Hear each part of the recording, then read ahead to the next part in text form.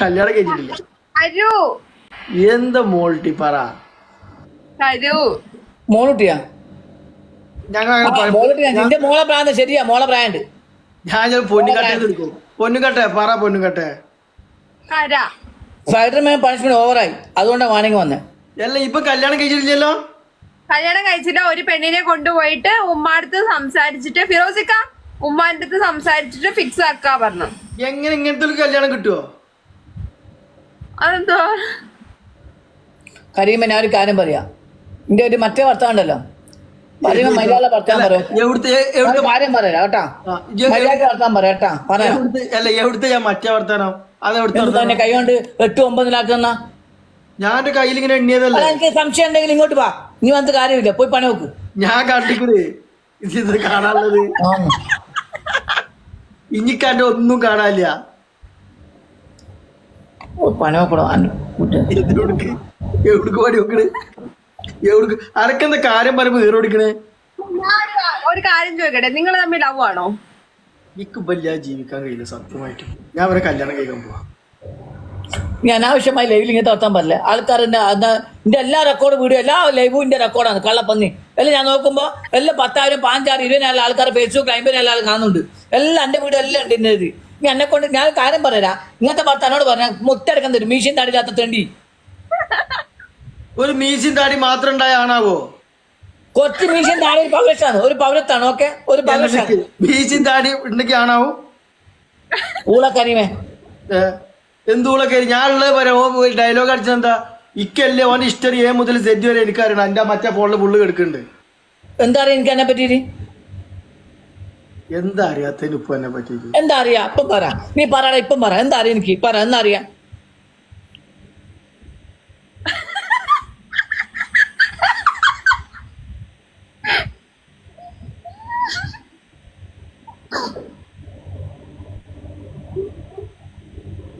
മുളക്കുന്ന ഭർത്താൻ പറഞ്ഞു കേട്ടാ, പറഞ്ഞ ഓക്കെ. കരീമിക്ക അങ്ങനെ പറയാൻ പാടില്ല കേട്ടോ. കരീമിക്ക എല്ലാം ഓൻ കല്യാണം കഴിച്ചില്ല എന്നോട് സത്യം പറഞ്ഞില്ലേ? കല്യാണം കഴിച്ചിട്ട് നിക്ക്, ഓൻ കല്യാണം കഴിച്ചില്ല എന്നോട് പറഞ്ഞ മാൾട്ടിയ. പറഞ്ഞു എന്തുകൊണ്ട് ഓനക്ക് 60 വയസ്സായിട്ട് കല്യാണം കഴിക്കാൻ പറ്റാത്ത? അതിന് മറുപടി എന്റെ ശൈലാണ്. ഈ മൂത്ത് നേരത്തെ മാളൂട്ടി 10 വയസ്സ് ഓൾ മണം കഴിച്ചിനാ, എന്തോ മണം കഴിക്കാത്തെ? ഓൾ എട്ടാണ്ടാ ഇപ്പൊ പുഴുത്താ ഞാൻ വിളിക്കും കേട്ടല്ലോ. എന്ത് പൂത്തേ? ഓ അന്നെ പറ്റി എന്താ 9 കാരണം ഇങ്ങനത്തെ പൂത്ത് വെക്കാൻ പറ്റത്തെ? ഇങ്ങനത്തെ സ്വന്തം പറയുമ്പോ പൊളുന്നുണ്ടാ? പൂത്ത് പൊളിച്ചു നോക്കണം നീ, വിവരം അറിയാന്. പൂത്ത് പൊളിക്കുന്ന അതിനുണ്ട്. ഈ എല്ലാം ചെങ്ങായി വെറുതെ 60 വയസ്സായിട്ട് ഇപ്പൊ കല്യാണം കഴിച്ചില്ല. കാരണങ്ങൾ അന്വേഷിക്കണോ? അത് ഒരേ ഒരാള് മാത്രം, ഞാൻ മാത്രമേ കണ്ടിട്ടുള്ളൂ. ഓന്റെ കാരണങ്ങൾ എന്താണ്?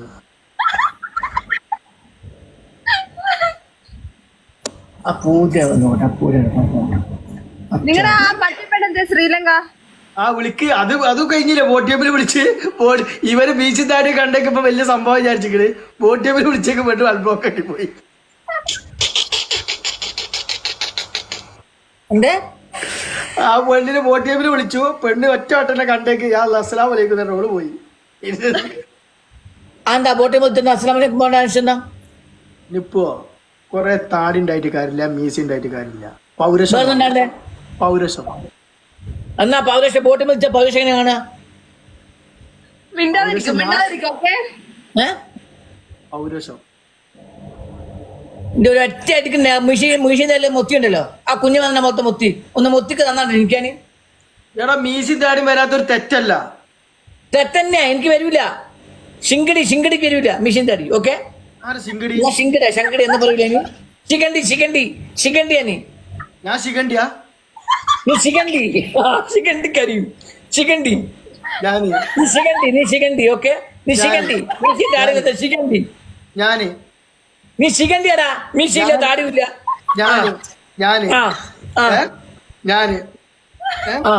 നീ എന്നെ ശിഖണ്ഡി.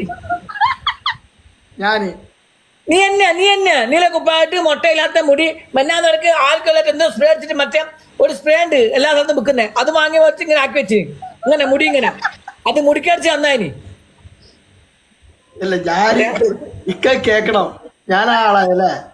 ആ നീ ശിഖണ്ഡി എന്നിട്ട് വരെ ശിഖണ്ഡി അത് ഭയങ്കര വലിയ വാക്കാ. ഏത് ശിഖണ്ഡിയാ? ശിഖണ്ഡി നമുക്കൊരു ഭാഷയില്ല, നമുക്ക് തന്നെ നല്ല ഭാഷ, നമുക്ക് അങ്ങനത്തെ പ്രശ്നമൊന്നും ആ ഭാഷ. ഓക്കെ ശിഖണ്ഡി, ഞാനാന്ന് ചോദിച്ചോട്ടെ സുമിനോട്, അങ്ങനെ അവൾക്ക് തോന്നിക്കണോന്ന്.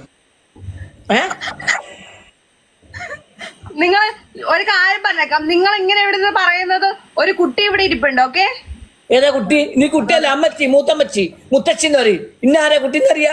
നീ ഫിൽറ്റേഡ് ആണ്, ധൈര്യം ഉണ്ടെങ്കിൽ ലൈവിൽ വരാന്. ഞാൻ ബെല്ല് വിളിക്കുന്നത്, ഇന്ന ഒരാൾക്ക് തിരിയൂല. അത് ശരി. ഫിൽറ്റേഡ് ആണ് ലൈവിൽ എനിക്ക് ധൈര്യം ഉണ്ടാ. നീ അമ്മച്ചി ഏച്ചി എന്ന് പറയല്ലാതെ പിന്നെതാ ഇപ്പൊ ഫിൽറ്റർ ഡബിൾ ഇട്ട് ട്രിപ്പിള്. അല്ല ഞാൻ ഇപ്പൊ കാണിച്ചു തരാം. ഒരു ഫിൽറ്റർ കൂടെ ഉണ്ട്, അതുകൂടെ മാറ്റട്ടെ. എല്ലാം മാറ്റി ഫിൽറ്റേഡ് അല്ല, റിയൽ ലുക്കിൽ വാ. ഓക്കെ, എനിക്ക് വരുന്നതിന് ഒരു പ്രശ്നമില്ല. ഓക്കെ, ആ വായോ ശിഖു, മുഖം കാണിച്ചു പോയോ? അതങ്ങിരി തിരിച്ചോ?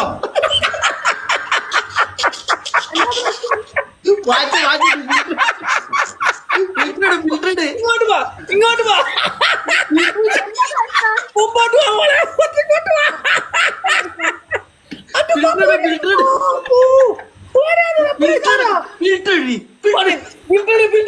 അതാണ്